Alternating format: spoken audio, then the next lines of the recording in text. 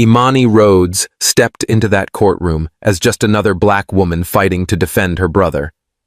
But when Judge Griggs sneered, "People like you don't belong here," he had no idea who he was provoking. What he saw was a woman in plain clothes. What he didn't see was her past as a former FBI agent, or the warrant already in motion. She didn't come to argue. She came to end the game. But how do you bring down a judge without raising your voice? Like, comment your thoughts and subscribe to follow stories that reveal the power behind silence. Let's begin. They say courtrooms are cold because of the air conditioning. That's a lie. It's not the vents. It's the silence. The kind that holds judgment long before a verdict is ever spoken. At exactly 9:02 a.m., the double doors opened with a dull creak and Imani Rhodes walked in. No entourage. No heels. No makeup. Just a long navy blue coat shoes that didn't make a sound, and the quiet kind of presence that unsettled people without them knowing why. She didn't look like someone who belonged at the defense table, and judging by the way the room stiffened, no one thought she did either. As she passed the gallery, heads turned, but not out of respect. They watched her like a stranger in the wrong neighborhood. Darius sat alone at the defendant's table, hands cuffed, eyes low. When Imani took the empty seat beside him, a security officer immediately stepped forward, face tightening like he'd been waiting for this. "Ma'am," he said sharply, hand hovering near his belt. "You can't sit there unless you're licensed counsel. Identification now." Imani didn't flinch. She opened her folder slowly, deliberately, and held out a folded document. The officer unfolded it, read, and paused. His jaw twitched. He looked up, confused, not because the paper was unclear, but because it was valid. "Stay put," he muttered, turning on his heel and walking straight to the bench. Judge Walter Griggs didn't look up right away. He knew someone had entered. He heard the shift in the room, but he waited, deliberately. Then, without lifting his eyes, he said, "We allow public observers, not participants." The officer leaned in, handed him the paper, whispered something. That's when Griggs looked up. His eyes landed on Imani and stayed there, studying her. Not like a person, like a problem. He chuckled. "Well now. Representing the accused, are we?" He adjusted his robe and leaned back. "Self-represented defense, Your Honor." He shook his head slowly, then looked back at the courtroom. "I love these. Always a fun show." A few people behind Imani chuckled. Quiet, but not quiet enough. She didn't look at them. She looked at him. "Is there a problem with the paperwork?" she asked calmly. Griggs smiled without warmth, only with expectations. He raised the paper. "Miss Rhodes, is it? Are you aware this is a felony case that your brother could be sentenced to a decade behind bars?" "I am," she replied. "And you intend to act as counsel?" "I do." He scoffed. "Miss Rhodes, this isn't a community center dispute. This is a court of law, a real one." Now Darius looked up. His sister didn't move, but her voice sharpened just slightly. "With all due respect, Your Honor, I'm well aware of the law." Griggs leaned forward. Knowing the law and practicing it are two very different things. She met his gaze head on. "I've done both." There was a pause, a shift in the air, just a half-second too long. Griggs broke it by slapping the file folder shut and grumbling, "Let's just hope your little courtroom experiment doesn't waste our time." That was when the man in the back row dark suit expression like stone wrote something down in his notepad. Just one line. Darius whispered, "You don't have to do this, Imani." She turned slightly to him, not taking her eyes off the bench. "I do." The judge rapped his gavel. "Let's begin." But something had already begun long before he lifted that gavel. Something none of them saw coming. Something he would never be able to stop. The prosecutor stood slowly like someone who already knew how this would end. He didn't raise his voice. He didn't have to. Every step he took was measured, practiced, rehearsed in rooms just like this. And when he spoke, it was with that casual authority that sounds polite, but lands heavy. "Your Honor," he said, facing the bench, "the state intends to show that Mr. Rhodes has known associations with individuals connected to gang activity in the Claiborne area. While he has no official record, there's a pattern here that warrants concern. There was no evidence offered. No names, no photos, just shadows stitched together with insinuation. And in this courtroom, that seemed to be enough." Imani waited until he sat down. Then she rose slowly, carefully, her voice calm. "Your Honor," she said, I request that the defense be granted full access to the forensic report on the recovered weapon chain of custody fingerprint analysis and ballistic confirmation. The defense has received no documentation to verify the prosecution's claim. Judge Griggs didn't look at her. He shuffled a paper on his desk, then let out a sigh like her presence was the inconvenience, not the accusation. The firearm was found in the trunk of the vehicle your brother was operating, Miss Rhodes. We're not here to chase ghosts, Imani replied. With respect, the car wasn't registered to my client, and no fingerprints were found on the weapon. That's in the initial arrest report. Griggs finally looked up, but not at the file, at her. What I see, he said, slow and deliberate, is a woman trying to dress up street noise in courtroom language. Then came the line that cut the room in half. Legalese from someone who shops for justice at the discount aisle. It hung in the air like a bad smell. You could almost hear the shift in the gallery. A few short chuckles. One cough that tried to hide a laugh. They weren't loud, but they echoed in the way silence does when nobody steps in to break it. Darius didn't move, but something in him sank. He had heard this before, not in words, but in tone, in posture, in rooms where no one said the quiet part out loud. He thought having his sister next to him would make this easier. But now, seeing her dressed down like that in public by a man in a robe, he felt helpless again. Like a child watching an adult pour shame into someone he couldn't protect. He stared at the table, blinking hard. He didn't say a word, but she noticed. Imani didn't flinch. She stood straight, hands gently folded in front of her, eyes forward.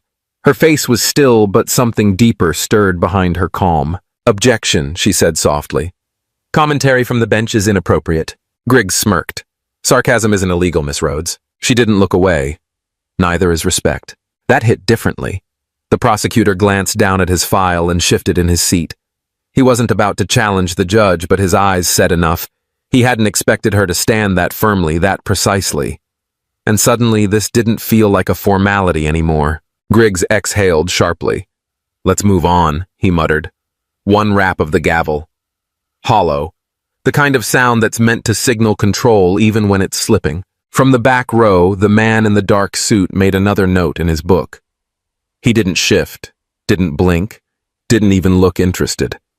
But his pen paused for just a second longer than before. Imani returned to her seat. Her silence wasn't submission.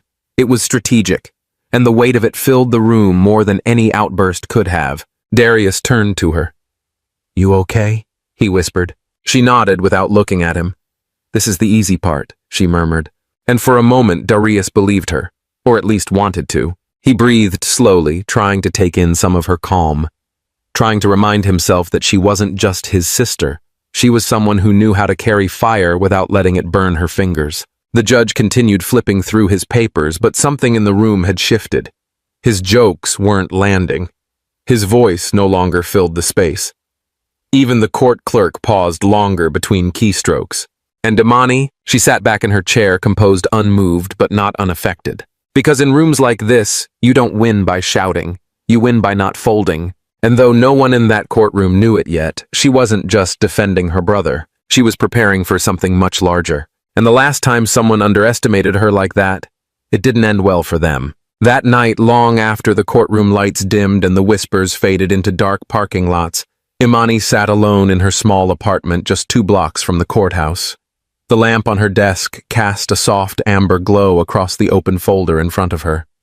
It was thick, over a decade old, but every page still breathed with heat. Not from anger, from memory. She reached for the top sheet and paused. Her hand hovered mid-air, fingers stiffened just slightly as if the paper might still bite. Then gently she turned it. Photos. Statements. Names she hadn't spoken aloud in years. And there it was again, that ache. Not the kind that throbs in flesh, but the kind that takes root in silence. The kind that sits beneath the surface until someone like Griggs says something stupid and smug, and suddenly the wound pulses again. Her eyes traveled across a document marked confidential. Internal review. The ink had faded, but the betrayal hadn't. Once, she wore a badge. Not just carried it, wore it. Owned it. Believed in it. She was one of the youngest field investigators in the Atlanta office, and the only black woman leading a joint corruption probe into rogue federal agents. They called it Operation Latchkey, meant to unlock a network of money laundering that ran through law enforcement from county to capital. She remembered the day it turned, the moment when the agent she trusted most, a man she'd once mentored, handed over her field notes to a U.S. attorney under the table. They told her the operation had been shut down, said it was too unstable. No proof, no traction. But 2 weeks later, the people she was investigating got promotions, and she got reassigned to a desk with no clearance and no cases. She hadn't even fought it. Not then. She'd thought if she stayed quiet, stayed clean, maybe justice would correct itself. But justice doesn't move unless someone shoves it. Her hand dropped to her lap, and her sleeve slipped back just enough to reveal the small scar above her wrist. Barely visible now. But she remembered how it got there. A night op gone sideways. A target she shouldn't have been chasing alone. Her backup never arrived, not because they were late, but because they were never sent. She'd told herself it was an error, that someone missed a radio call. But when she returned to HQ the next day and found her report missing from the system, she stopped lying to herself. They hadn't forgotten her. They'd abandoned her. And now, years later, she was back in a courtroom. Not as an agent, not even as a lawyer of reputation. Just a woman with a folder and a brother who couldn't afford anyone else. She looked up from a file, her gaze catching on the blank wall across from her desk. But she wasn't seeing drywall. She was seeing a man in a robe sitting on a bench he didn't deserve, smirking at her like she was an uninvited guest in a room she helped build. Judge Griggs reminded her of every man who'd smiled through a lie, every superior who spoke to her like she should be grateful just to breathe the same air. And when he'd said, "This isn't your kind of courtroom," she hadn't heard just a personal insult. She'd heard history. She closed the file softly, pressing both palms flat on its surface like sealing a wound that had been reopened just long enough to bleed again. In that moment, something in her spine straightened. Imani didn't come back to court for closure. She came back because someone needed to finish what they all tried to bury. And if that meant standing in front of Griggs day after day, fielding jabs and facing dismissals, then so be it. No one else in that courtroom knew her story. Not the bailiff, not the jury. Not even Darius. He only knew pieces, the honorable parts, the surface. He didn't know about Latchkey or the calls that never came, or the badge that burned her skin even after she took it off. But the audience, the people listening now, they could feel it. They could sense it in the way she didn't flinch, didn't shout, didn't run. They could begin to understand that silence wasn't weakness. It was memory. It was weight. It was choice. And when Imani looked at Griggs in that courtroom earlier that day, really looked at him, what she saw wasn't just arrogance or ignorance. She saw a thread, a piece of the same cloth that tried to undo her years ago. Only this time she wasn't walking away. This time she wasn't alone. They called him like he was just another name on the sheet, Kyle Edmonds, to the stand.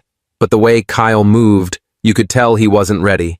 He stood there a beat too long, like a deer caught halfway across the road, unsure whether to run or freeze. The bailiff gave him a nudge with his eyes, and Kyle finally shuffled forward. His sneakers squeaked slightly on the polished floor, just loud enough to remind the room how quiet it had gotten. He looked young. Not just in age, young in spirit, like someone who'd never been in a courtroom before and never wanted to be again. His eyes darted around, landing on the prosecutor for a second, then sliding off like they'd touched something hot. When he sat down, he clung to the edge of the witness chair like it might tip him out if he let go. Imani rose slowly from her seat. She didn't say a word at first. She just stood there watching Kyle. Not pressing, not accusing, just watching. Then she asked softly, "Kyle, you said you saw my brother Darius on the night of October 12th. Is that correct?" Kyle cleared his throat. "Yes, that's what I told them." Imani nodded, took a few steps forward. Her voice remained low. "And what exactly did you see?" Kyle blinked. "Someone running, out of the alley, holding something. I couldn't see what." "Could you see who?" He hesitated. It was dark. But the detective, he said they had Darius, that he'd already confessed. Imani's eyes narrowed slightly. "Did he?" Kyle looked confused. I don't know." She took another step. Her tone sharpened just a notch. "Let me ask you a simpler question, Kyle. When you said it was Darius you saw that night, was that the truth? Or were you repeating what someone else told you? Now the room went completely still. Kyle's lips parted, then closed again. His knee bounced once under the chair. He looked at the prosecutor again. This time the man didn't meet his eyes. Imani waited, just long enough for the pressure to stretch taut. Then she asked, "Did you see, or were you told what to see?" "That did it." Kyle's voice broke. "Detective said it had to be him," he admitted. "Said I'd be in trouble if I didn't back it up." Gasps, low ones, sharp inhales, a ripple through the seats like a dropped stone in water. Judge Griggs slammed his gavel hard. "This witness is not qualified to speculate on legal," but Imani cut in calm and cold. "He's not speculating, he's confessing. There's a difference." Griggs pointed a finger. "You're out of line, Ms. Rhodes." Imani turned to face him, voice still level. "And you're out of order if you think threats against witnesses are just part of the game." Griggs banged the gavel again. "That's enough." Imani didn't flinch. "Truth doesn't always sound polite, Your Honor, but it still belongs in your courtroom if this even is your courtroom." Silence slammed down like a curtain. The jury stared. A few people in the gallery shifted uncomfortably, but the power in the room had tilted. For the first time since the trial began, Griggs looked like he'd lost control of the rhythm. Kyle sank lower into his seat, but when he glanced up at Imani, there was something new in his eyes. Not fear, not shame, relief. Imani stepped back slow and measured like she hadn't just torn a hole through the prosecution's main witness with a dozen carefully chosen words. And behind her, Darius sat still, hands folded in his lap. No smile, no nod, just quiet. But in his eyes was something solid, something that said, "We're not alone anymore." The judge cleared his throat, voice quieter now. "Let the record show that the witness's last statement will be reviewed." But no one was listening to him anymore. The courtroom had turned. And Imani, she didn't need applause. She didn't need praise. She had the truth. And now the truth had a voice. The courtroom hadn't moved in nearly a minute. No papers shuffled. No chairs creaked. The truth Kyle dropped still echoed in the silence like a bell that refused to stop ringing. He sat hunched on the witness chair, eyes down, hands clenched between his knees. But then, slowly, he looked up at Imani. Not like a man facing an attorney. More like a boy remembering something from a different time. A time before fear started choosing his words. "You probably don't remember me," he said, voice rough around the edges. "But I remember you." Imani didn't answer. She tilted her head slightly, giving him space to speak without pressure. "You came to my high school," he continued, now speaking to the room more than the court. "There was this program, Justice Prep. You talked to us about the law, about standing up when it's easier to sit down." A faint murmur stirred in the back rows. Some of the jury leaned forward. Kyle smiled for the first time, but it was tinged with sadness. "You said, truth is louder than fear. It just needs someone brave enough to say it out loud." He paused. "I forgot that. Until today." There was a beat, then a single clap. Soft, slow, one person. No one could see who started it. Maybe someone in the third row, but the sound cut through the still air like a match catching flame. Griggs shot to his feet, gavel slamming so hard the microphone squealed. "Order. This is not a theater. Sit down and stay silent or I'll clear the gallery." The clapping stopped immediately, but the moment had already happened. Something in the room had shifted again, and not even the judge could put it back where it was. Imani didn't flinch. She didn't look at Griggs. She just stood there watching Kyle.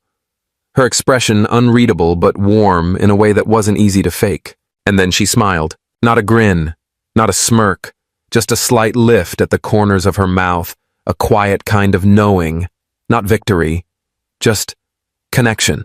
She turned away and walked back to the defense table, her footsteps light, steady. She didn't say a word, didn't need to, because every eye in the room had just watched a crack form in the wall they thought would never break. Back at her table, Imani sat down slowly. Darius leaned over just enough that she could hear him whisper, "You used to do that in classrooms." She nodded once. "Every Thursday." He let out a breath that sounded like it had been locked up for years. And in the back row, that man in the dark suit, the one who hadn't moved since the trial began, finally shifted. He adjusted his cuff, leaned forward, and for the first time nodded slowly. No one else noticed. But Imani did. She felt it. It wasn't approval. It was acknowledgement. Something had started. And everyone in that courtroom, whether they knew it or not, had just taken one step into a story that no longer belonged to the judge or the prosecution or even the charges themselves. It now belonged to the truth, and the woman who dared to speak it. The file slipped slightly from Imani's hand as she reached across the desk. It was nothing, really. Just paper, just movement. But then her sleeve caught the edge of the folder. The soft navy cotton pulled back for a second, and under the courtroom lights, something flashed beneath her wrist. A scar. Long, ridged, unmistakably earned. There was a pause, short but sharp. One of the younger bailiffs near the wall squinted, leaned over to his partner and murmured, "That's a Kevlar burn. You don't get those from filing paperwork." The words weren't loud, but they didn't need to be. Whispers like that ripple. At the bench, Judge Griggs froze. He didn't speak, didn't sneer, didn't even blink at first. He just stared like a man remembering something he wasn't supposed to. Then came the words, low, unsettled. She wasn't supposed to come back. Imani didn't react. Not with her face, not with her voice. She calmly lifted the file again, smoothed the edges, and placed it squarely in front of her. But the air in the room had shifted. Because that scar, that one accidental glimpse, had said more than words ever could. From his seat beside her, Darius leaned in his voice just above a whisper. "You told me you walked away from all that." Imani kept her eyes forward. She took a quiet breath, let it settle inside her chest, then said so softly, it almost didn't register I thought I did. And that was the moment the courtroom stopped seeing her as just another woman in a simple blouse defending her brother. That was when the mask cracked, when doubt turned to curiosity and curiosity to concern. In the back of the room, the man in the dark suit who had sat still for most of the proceedings uncrossed his arms. His posture changed. Not relaxed, not tense, just alert. He didn't nod. He didn't speak. But his eyes now never left her. Griggs reached for his water glass. His fingers trembled against the rim. He cleared his throat and said stiffly, "This court will come to order." But no one had disrupted it. No one said a word. Because now the silence had changed. Where it once meant disinterest, now it carried weight. Where it once allowed bias to speak unchallenged, now it made space for something deeper, recognition, perhaps even fear. Imani remained composed, but her stillness wasn't the same anymore. It wasn't about holding back. It was about preparing. And everyone in that room, from the jury to the officers lining the walls, could feel it. A woman near the back shifted forward slightly in her seat, as if trying to get a clearer look. A juror stole a glance at a fellow panelist, but quickly looked away. Even the court reporter had stopped typing just for a second, like her fingers were waiting for permission to move again. And in that charged stillness, the questions began quietly, internally. Who is she really? What did she give up? What is she still carrying? Because it was suddenly clear, this wasn't just about Darius anymore. This wasn't just about a gun charge or some shaky witness testimony. This was about a story unfinished. A past that refused to stay buried. And maybe, just maybe, this woman hadn't returned for justice. Maybe she had come back for a reckoning. There comes a moment in every courtroom when silence says more than shouting ever could. And that moment came just seconds after Judge Griggs leaned forward, his voice low but heavy with disdain. "You people," he said, each word landing like a stone, "always think you can twist the law to fit your anger." The gallery stilled. You could feel the oxygen vanish from the room. Someone inhaled too sharply. Another shuffled their foot, then froze. Everyone heard it. Everyone understood exactly what you people meant. But no one spoke. Until Imani stood. She didn't rush. She didn't yell. She rose like someone who had stood in front of power before and no longer feared it. She looked the judge dead in the eye and spoke with the kind of stillness that can crack walls. "We don't twist the law," she said softly. "We hold it to the mirror and remind it who it belongs to." Griggs jerked back slightly, his lips curling. "This isn't a classroom, Ms. Rhodes," he spat. "This is a court of law. You're not here to teach lessons." Imani didn't blink. "No, I'm here to remind you of the one you forgot." Behind her, Darius shifted just an inch, but enough for two bailiffs to move toward him. He lifted his hand slightly, not in defense, just in instinct. "Back off," he said, voice tight. One officer grabbed his arm. "Sit down. He's not resisting." Imani snapped. He's reacting like any man would when his name's being dragged through the dirt. The officer didn't let go. Darius's voice cracked. "This ain't justice. This is theater." Griggs slammed the gavel. Order. But the order was gone. Whatever hold the judge had, it snapped the moment he opened that door with those 2 words, "You people." In the front row, a woman whispered, "Did he just say that?" while a man near the back muttered, "You hear it clearer when they stop pretending." Clarice Hanley. The assistant DA shifted in her seat. She didn't speak, but something in her expression changed. Not confusion, realization. Discomfort. Imani stepped forward. She wasn't asking anymore. "Let my brother go," she said, calm but final. The officer hesitated, then loosened his grip. Griggs stood halfway from the bench. "This court is spiraling because of your theatrics, Ms. Rhodes. If you can't control yourselves, don't you dare," Imani said, her voice low like a warning wrapped in silk.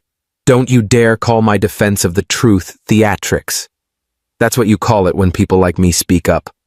But if I wore your robe and your skin, you'd call it principle." The words stung. You could see it in Griggs's face, not just anger, now exposure. The room tilted, not physically, but emotionally. The power dynamic had shifted, and everyone felt it. Clarice slowly stood up. All eyes turned, but she didn't interrupt. She just looked at the judge, then at Imani. And then she sat back down without saying a word. Imani turned back to the bench, voice quieter now. "This isn't just about my brother anymore. This is about what you said in front of everyone. About who belongs here. About who gets to be heard." Griggs didn't answer. For the first time, he couldn't. Somewhere near the rear, a single clap echoed. One, then another. It didn't catch on.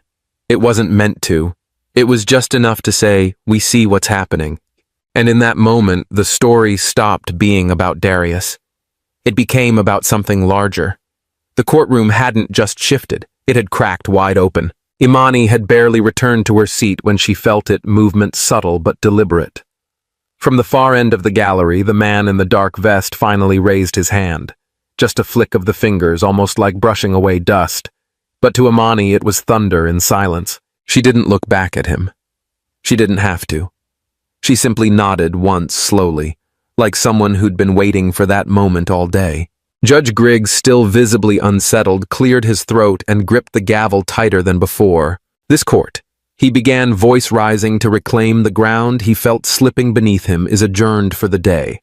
I see no reason to continue this circus. The state has made its case. I'll render judgment tomorrow." He reached for the gavel, but Imani stood again. "Your Honor," she said louder than before, not asking for permission. "This time you can end the hearing, but not the truth." He froze, mid-motion, eyes narrowing. "Sit down, Ms. Rhodes." She didn't move. "You've tried to silence it all day. You've mocked it, twisted it, buried it under your tone and your robe. But justice doesn't retire early just because it makes you uncomfortable." There was something different in her voice now, less restraint, more gravity. The air tightened. Griggs opened his mouth, maybe to issue a warning, maybe to call security, but he never got the chance. Because the courtroom doors swung open with a heavy echoing bang. 3 figures stepped inside in near-perfect formation. Dark suits, calm strides, and badges drawn. The crowd turned. No one breathed. The lead agent, tall, sharp-jawed eyes steady, stepped forward and lifted a folded document. "Judge Albert Griggs," he said, voice firm but even. "By order of the United States Department of Justice, you are under arrest on federal charges including obstruction of justice, civil rights violations, and abuse of judicial authority." Griggs blinked, gavel still in hand. You can't be serious." The second agent stepped beside him, placing a hand on his shoulder. "We're very serious, sir." Gasps rippled through the room like aftershocks. A man in the second row stood, then sat again, unsure whether to applaud or flee. Even the bailiffs stood motionless, no longer sure who they were supposed to protect. Imani didn't move. She just watched, eyes quiet. Griggs tried again. "This is outrageous. This is my courtroom." "No, sir," the lead agent said as he stepped closer. "This is the people's courtroom, and they've been watching." He turned, and for the first time his gaze fell directly on Imani. A slight nod passed between them, no longer covert, but earned. And just like that, Everything Imani had held back for years, every betrayal, every silence she had endured for the sake of survival shifted into clarity. This wasn't revenge. This was repair. Griggs's voice cracked now. Who put you up to this? Who? The lead agent didn't answer. He didn't need to, because the answer was already standing there, calm and steady, with truth on her side. And for the first time since the trial began, the courtroom wasn't just watching Imani. They were with her. The noise didn't swell. No cheers, no chaos. Just stillness. The kind that comes not when justice is delayed, but when it finally arrives. The silence that filled the courtroom after the FBI agents entered was unlike anything I'd ever heard in a place meant for words. It wasn't the kind of quiet that brings peace. It was the kind that swells with tension, the kind that warns something irreversible is about to happen. Judge Griggs, who had ruled the room all morning with arrogance and unchecked power, stood up so abruptly his chair scraped loud against the floor. His face flushed red, not just from anger, but from something else now creeping in. Fear. And yet he still barked like he was in control. "This is my court!" he shouted, his voice cracking under the weight of a truth he hadn't prepared for. That's when Imani moved. She didn't raise her voice. She didn't rush. She stepped forward with a calm that was louder than any gavel, reached into the inside pocket of her blazer, and slowly pulled out an object worn around the edges like it had lived through fire and rain. She placed the old leather-bound badge wallet squarely on the judge's bench directly in front of him, and then looked him in the eyes, not with rage, but with the steadiness of someone reclaiming what was stolen. "You made it yours," she said, voice low, even. "I'm just taking it back." A gasp swept across the courtroom. One of the officers guarding the door straightened as if he recognized the badge before his brain had even caught up. A reporter's pen stopped mid-sentence, and from the back, someone whispered her name like it had been pulled from Legend Agent Rhodes. Griggs didn't speak. His mouth opened, but no sound came. His eyes darted between the badge the agents now flanking him and the room that once fed off his authority, now frozen in disbelief. Then the lead agent stepped forward. He didn't need to raise his voice either. "Judge Everett Griggs. He said you are under arrest by federal warrant. Charges include obstruction of justice, abuse of judicial power, and conspiracy to suppress federal investigation." Griggs backed up half a step, hit the bench behind him, and instinctively looked to the prosecutor's table. But no one moved. The district attorney stared straight ahead, pale and still. Even the bailiff turned his eyes away. One of the agents pulled out the cuffs. "Hands, please." Griggs lifted them slowly, like a man walking through a dream. He tried to speak, maybe a protest, maybe a denial, but nothing coherent came out. Just a weak breath as the cold steel wrapped around his wrists. He looked at Imani one last time. But there was no pleading in that gaze, only the dawning realization that the courtroom he'd twisted into his playground had finally outgrown him. As they led him toward the side door, heads turned, not in pity, but in stunned silence. Darius, still seated beside his attorney, blinked hard as if trying to reconcile the woman he called sister with the badge that now told a story he never fully knew. The agent walking behind Griggs paused beside Imani and gave a subtle nod. "Your intel was dead on, Agent Rhodes." She didn't smile. She didn't gloat. She simply exhaled a deep breath held far too long and let her shoulders settle into a kind of peace that only comes after walking through fire and knowing you didn't let it burn you hollow. No one applauded. No one needed to. The room didn't belong to Griggs anymore, and everyone knew it. The courtroom was quiet now, not by order, but by awe. The chaos had passed, but something heavier remained in the stillness. Imani stood motionless as Griggs was led out in cuffs, the sound of his shoes scraping against the marble floor trailing behind, like a final echo of his power slipping away. Cameras didn't flash. No one cheered. The silence itself bore witness. Darius stood slowly. The chains were gone from his wrists, but the weight on his chest hadn't fully lifted. He walked over to his sister, his eyes searching hers for something that wouldn't come through words. His hand found hers, and for a moment he just held it, tight. Not as a brother freed, but as a boy reminded he was never truly alone. "Thank you," he whispered, his voice catching like it wasn't ready to be heard. "For not letting them define me." Imani looked at him, and something in her softened, not crumbled, but unguarded. She reached up to adjust the collar of his shirt the way a big sister might do before picture day. Then she leaned in, her voice low. "That's the whole fight," she said. "Not letting them define us. Not today, not ever." The courtroom door creaked open again. This time it wasn't the FBI or reporters or security. It was just a slow wave of people exiting, many of them pausing as they passed Imani. Some nodded. One woman placed her hand over her heart. A man in a deputy's uniform lowered his head slightly as if in apology for something he couldn't name. Outside, the press gathered hungry for the next headline. A young reporter called out, "Agent Rhodes, are you returning to federal service?" Imani didn't flinch. She glanced up just enough for the sun to catch in her eyes.